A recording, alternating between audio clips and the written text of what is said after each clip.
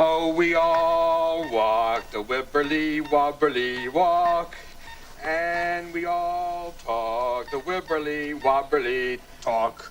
Oh, we all wear wibberly wobberly ties, and we look at all the pretty girls with wibbly wobbly eyes.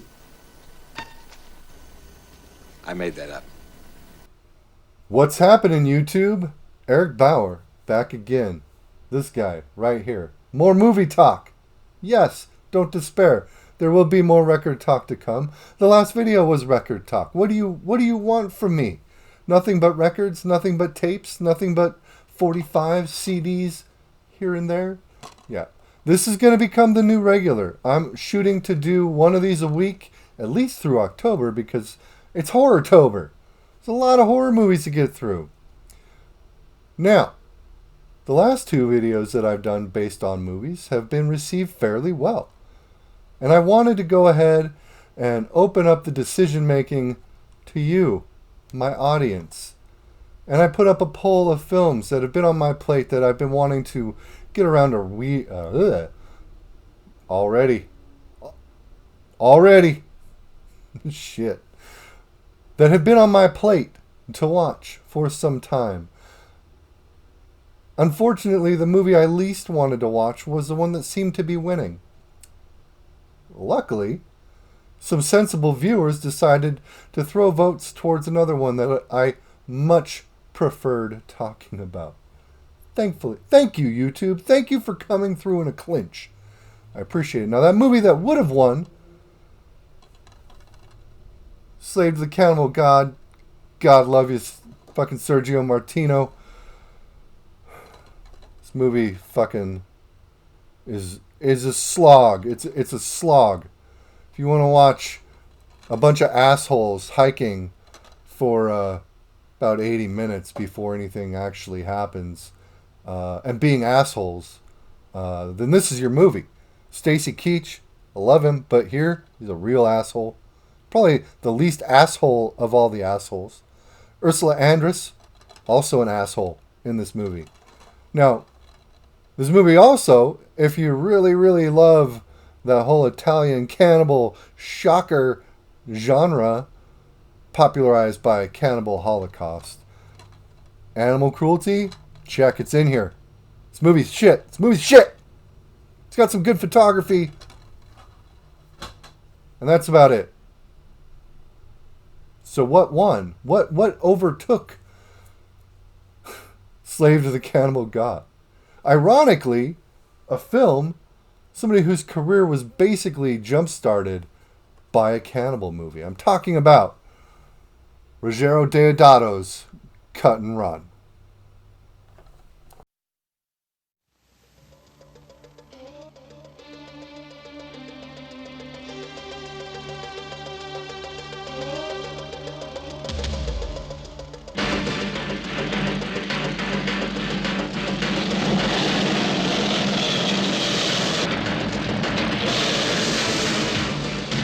Civilization has introduced countless evils to this mysterious jungle, but not terror.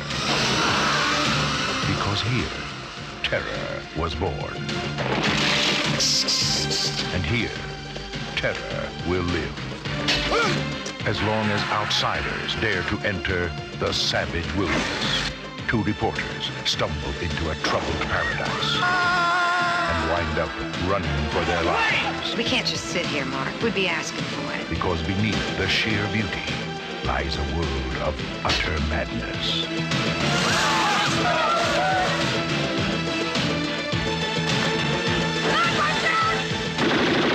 Today's headlines erupt in a timeless thriller.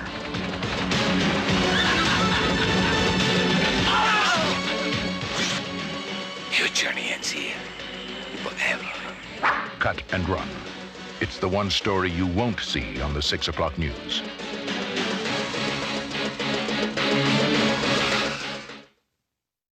All right, so what is Cut and Run? What is this genre-blending masterpiece of meanness? 1985 film. Now, originally, This was not a Ruggero Deodato project. Initially came from the mind of Wes Craven. Yeah, I know. It shocked me too when I found that out.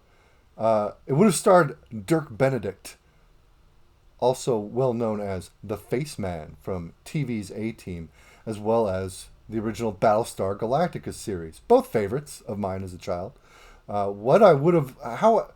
Would have loved to see Dirk Benedict in a Wes Craven riff on Romancing the Stone. But producers walked away, trashed the project, wouldn't let Craven keep his script. Approached an Umberto Lenzi, reeling from almost the career travesty of Cannibal Holocaust. So as much as that movie put Italian splatter and cannibal gore on the international roadmap, it almost trashed his livelihood as a director. This was his comeback, and kind of intended as a spiritual successor to Cannibal Holocaust. Does it have animal cruelty? No, it does not. One of the high points of this film is being able to go through it and not see a single animal meet its death. It does have a great cast, however. I'm going to kind of run through who's in this movie. There's a lot more people in this one than in the previous films that I've talked about on this channel.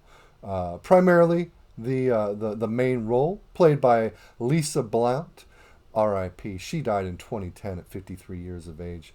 Really young.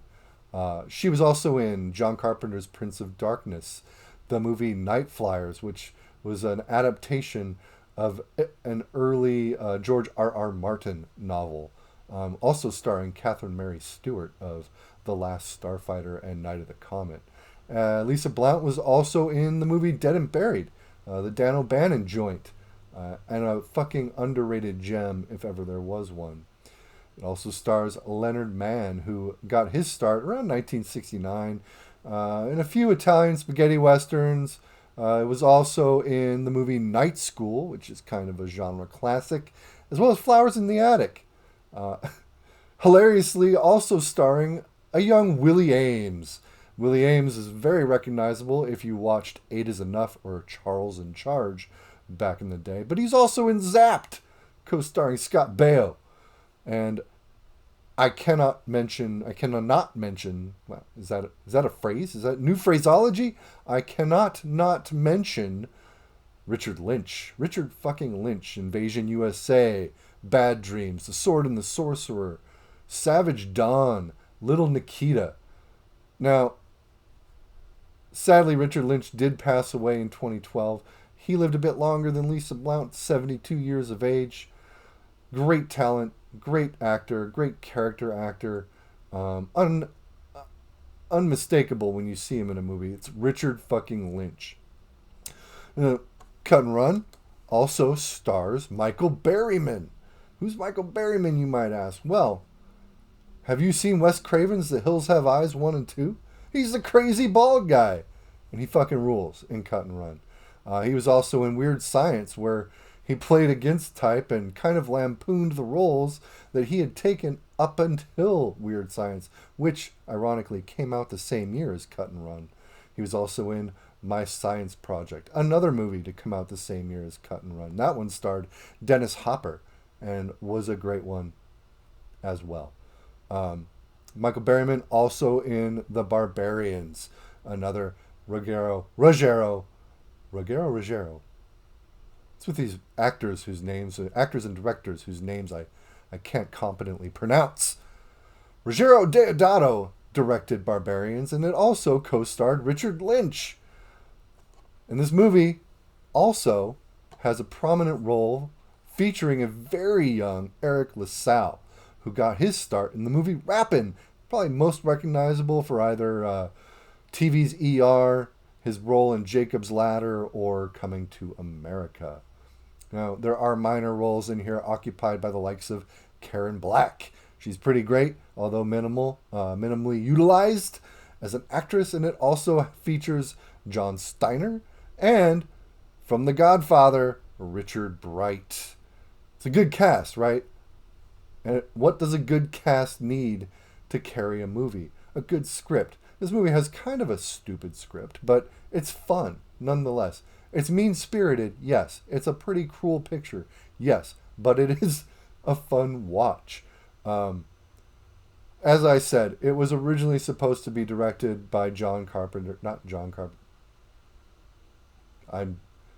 The more I do these, the more I probably lose my cred. Directed by Wes Craven under the title of Marimba. Who knows what would have happened if that project had come to light. Would have been cool. Dirk Benedict.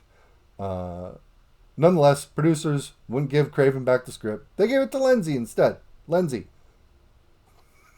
This is a mess. They gave it to Deodato instead.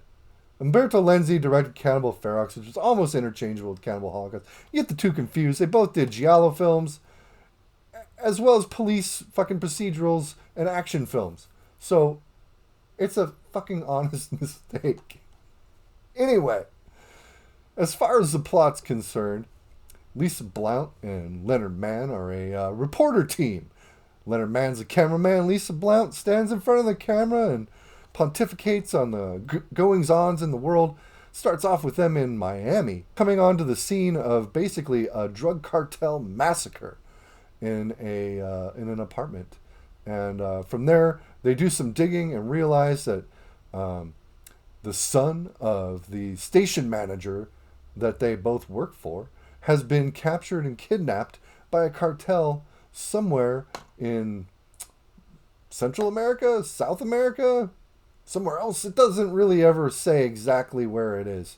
So it kind of plays out a little bit arbitrarily, I guess. It doesn't matter. Beautiful locations once they get to the primary setting of the film. And they're off to find the son, played by Willie Ames, who has, in the meantime, gotten himself basically turned into a slave in which he has to do all this menial work for the cartel leaders. And from there, there's a war between cartels, with the second cartel that comes in, run by Richard Lynch, with help from Michael Berryman, who is like king of the jungle in this movie. His role is insane. But again, he's so watchable.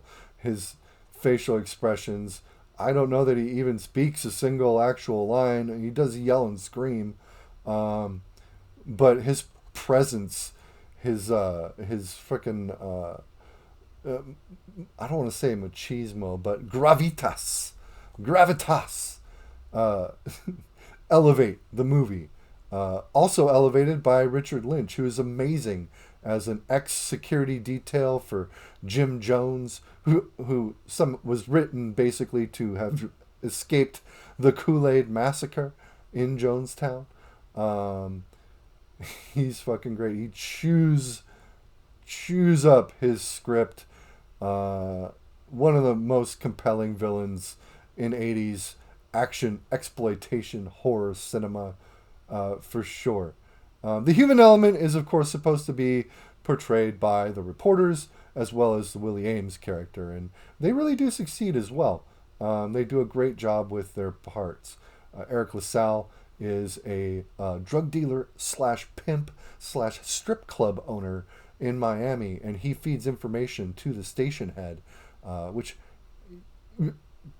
results in some pretty funny fucking shit towards the end of the movie. I'm not going to throw any spoilers in here, though, assuming that you haven't already seen this masterpiece of trash. Just a fucking great cast, great parts. As far as the plot, I mean, that's basically it. The reporters go there to rescue the Willie Ames character, and chaos ensues afterwards. The movie's direction is something that I need to mention, specifically. Deodato, and it's not forthright when you're watching the film. It's not something you can infer. If you were to really think about it, maybe you could, because some of those actors were legitimately put in danger for a lot of the scenes in that film. And if you go back and explore the special features of like especially Willie Ames talking at great length about Cut and Run, as well as interviews with Deodato, he kind of proved himself at that time to be of that same stock and breed as old Hollywood, like William Friedkin pulling a gun on his actors, or fucking John Frankenheimer being surly, or John Milius being just kind of crazy. Deodato definitely eschewed, just using a lot of fucking $10 words today. That sort of my way or the highway directorial clout, and it's great. It works well in that he made a fucking great movie, and proved that he was still a viable director for producers to give money to and produce something watchable. Just great shit, really. He basically forced all the actors into method acting at the time, given the location in which they shot. And that's another high point of the film. It was shot in Venezuela, although, like I said, it's never really disclosed exactly where it's located in the movie. And the cinematography is fucking phenomenal. You do see a lot of shots of like wildlife doing their thing, but they're never put in danger or forced into one-on-one standoffs in which there can only be one victor, like you see in a lot of those cannibal movies, especially that fucking bullshit Sergio Martino nonsense. Enslaved to the Cannibal God. Where am I going with this? Now, one thing Slave to the Cannibal God did have going for it is a really great soundtrack. And Cut and Run also has a really great soundtrack. It's performed by Claudio Simonetti, formerly of Goblin. At that point, I think he had left, not necessarily on good graces. And his score on Cut and Run is up there with some of my favorites of his scores by himself. It calls back what he did on the Demons 1985 soundtrack. It also kind of points to the musical cues and directions he would take in the movie Primal Rage, which came out in 1988, starring a Chad Lowe. Yes, that's Rob Lowe's brother, Chad Lowe. And also in the Nightmare Beach soundtrack, which that movie came out in 1989, starred John Saxon, R.I.P., as well as Michael Parks, another R.I.P. there. Just a phenomenal soundtrack. It's really high energy. And the main theme you're going to hear like a lot through the movie. It repeats kind of ad nauseum to the point where it doesn't get annoying. It gets pretty funny, but it doesn't ever cross that boundary into annoying territory. It's another great aspect and personality trait of Cut and Run. So, all that said and done, what about the movie itself? Cut and Run is a filthy fucking movie. Not just in terms of gore, which there is plenty of, but just in terms of the scenarios and the situations and the locations in which it takes place. It is reliant on its characters being absolutely filthy during its runtime, and it absolutely succeeds. Now, it also succeeds in being filthy with gore and grue. It's a Deodato movie after all. What would it be without ample beheadings, impalements, dismemberments, even more insane, over-the-top special effects gags that I don't want to ruin. It had always been cut, especially in the U.S. previous to Anchor Bay acquiring it, in which they put out this amazing uncut edition. Basically, it was sold as two separate films. One film went to the U.S. market, and that was the censored version. The other film went to the international/Italian market, and that version was not censored. So even back then, Europeans had better sense than Americans when it came to realizing this is just a fucking movie, people. It's not real. Now, what they did is they went ahead and they took some of the more extreme scenes cut from the U.S. version, from the Italian version, and spliced them into the movie. They don't look as good or as clear as the rest of the film, but the fact that they're there is pretty awesome. Now, hilariously, the English voice track was lost for that Italian cut. So whenever it skips to one of those scenes, the dialogue becomes Italian, and you'll see forced English subtitles. It's not distracting as hilarious as that seems, and it's great. It's a great addition to the film. I don't think even the recent Blu-ray put out by, I want to say, was it Ronin Films or Code Red? I think even that version is missing a couple of the segments featured in here. And again, I just have to say, I know I've already said it, that effects work it's fucking stellar. I probably used this term in a few of the last videos. Chef's kiss as far as the convincing nature of the gore in Cut and Run. However, not so convincing that he had to go to court again to prove that his cast had not actually been killed for his movie. Talking about fucking Italian cinema from the 70s and 80s is like talking about the black metal scene in Norway in the late 80s and early 90s. It's fucking hilarious.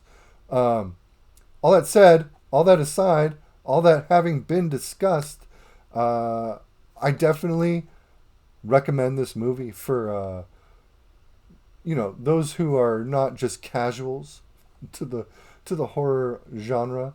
It's not strictly a horror film, but with all of the fucking blood and bodily fluids and body parts flung about on screen, I would definitely rank it in that, under that general genre umbrella. It's fucking awesome. Again, not for casuals, not for outsiders or tourists, as they say, but a great film nonetheless. And it definitely receives High Defamation's highest recommendation, at least as far as the trash pile is concerned. It's great shit. Seek it out. It's on DVD, out of print now, I think, but again, was just recently put out on Blu-ray, which should be fairly easy to find. If you want to check it out for yourself, it might even be on Shudder. I don't know. A lot of these older films are. Maybe Tubi. Maybe the darkest depths of Tubi. Who knows? I don't, because I don't watch Tubi. I probably should. I've heard a lot of good things about it from a lot of reputable folks. That said, YouTube, thank you for watching. Thank you for fucking subscribing and for engaging me in these conversations in the comments section down below. Like I say every time, I try to get back to commenting back to anybody who leaves something on one of my videos. If you have something to say, I will reply. My solemn vow to you. All that aside, watch this shit. It's fucking hilarious.